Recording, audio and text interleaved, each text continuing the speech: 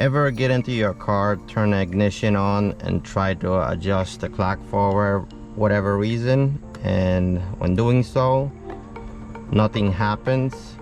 If so, you're at the right spot. I'm gonna show you how to fix this issue, which is fairly common on these older BMWs. So first, what you will need is a T15 Torx. You gotta turn off the ignition, and there are two screws right here,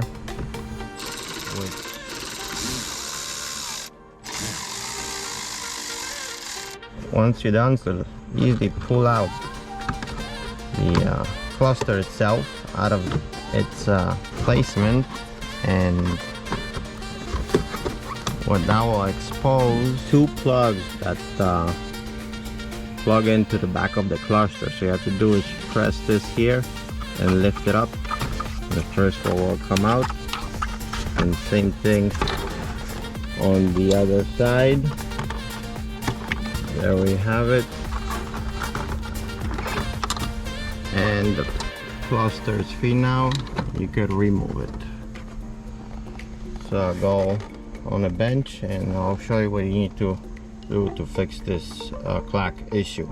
With your cluster on your workbench, you want to actually place it on its back and undo these T10 Torxes. There's 1, 2, 3, 4. And the reason for that is because essentially what we're gonna be doing is replacing the piece that's inside that's most likely broken. That's one of the reasons your clock doesn't work. It needs to be replaced. I'm gonna link this exact piece where you could obtain this below in order to perform this fix. This is an upgraded bracket, should I call it, for the clock, which should work better than the original one. So get to it and start disassembly and replacing this part itself.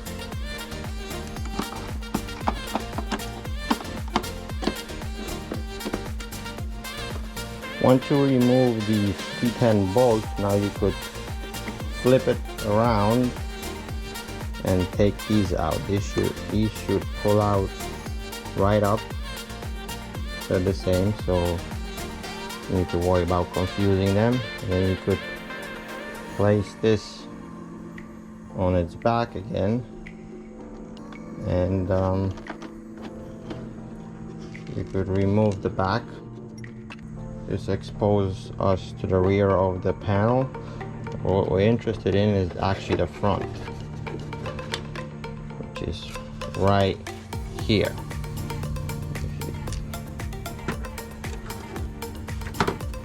Turn this around.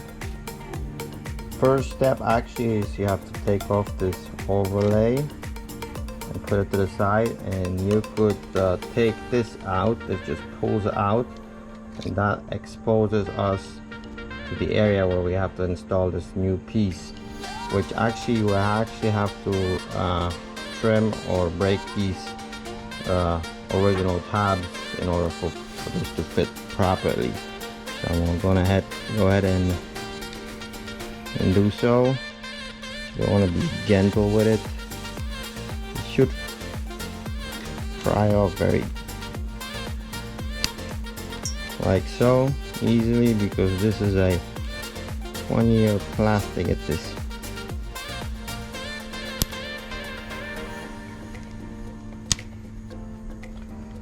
Like so.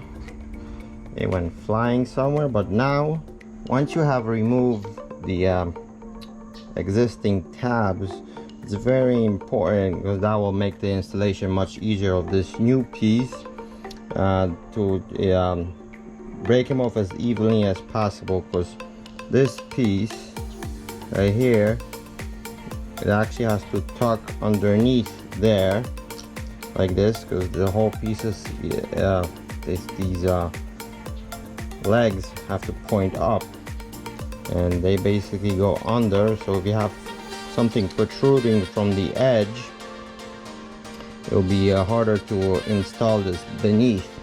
So if it doesn't break off as even, you could take a piece of small file and just file it down. The plastic is very brittle, and then you could just blow it out with air. Once you have done so, and you have the tabs fairly evenly removed, you could press this in its spot. And you want to be gentle with it as well. And once you have done so, 90% of your job is complete. That was actually the hardest part of this procedure. Now you could insert this piece, your adjustment, right? And you could see if it works.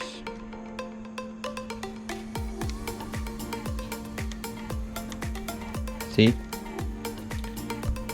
You could give it a little test, so to speak, because if you remember how it works in the car, if you press, see, it presses that the little switch, and then if you want to adjust your clock, you either press it, turn it left or right.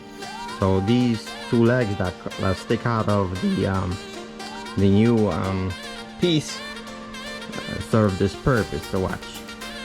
If I turn this right, I could hear, I don't know if you could hear it. See, I'm pressing that switch that's below that leg.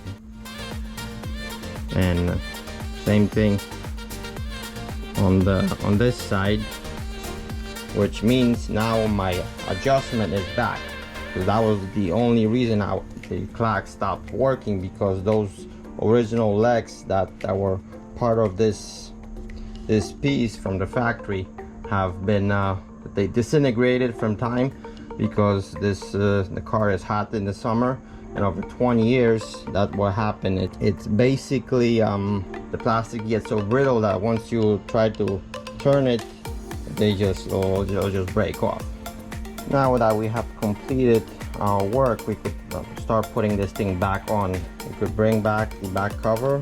Actually, in all honesty, you actually did not even have to remove it from the back side, if I'm being honest, because you could have performed this without removing this whole bottom piece from underneath. It actually would have been a little bit better, because you have this whole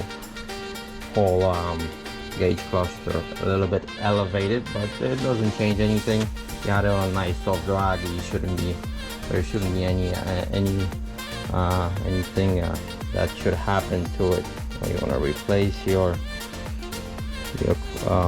overlay, and we could put back the actual covering.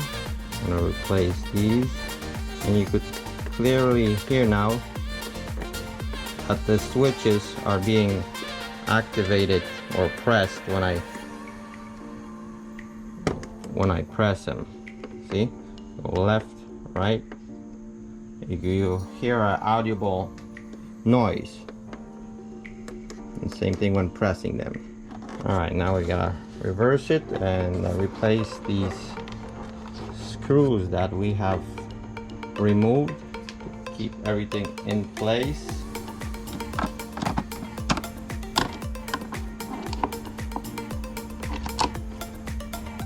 There it is, all intact and ready to be installed back into the vehicle.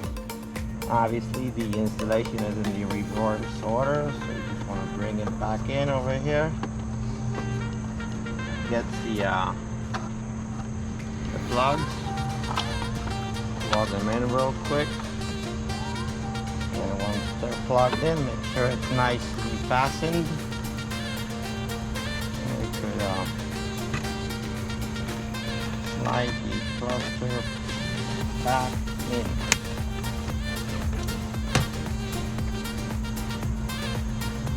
Like so.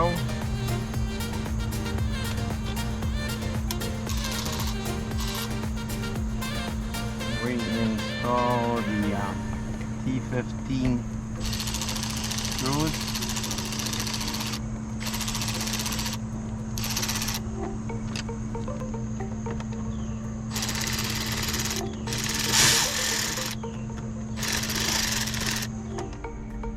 Now we could test whether our fix has worked or not. So turn the ignition on to, for example, position 2 and or 1, and we have our clock, right? So let's see if we could.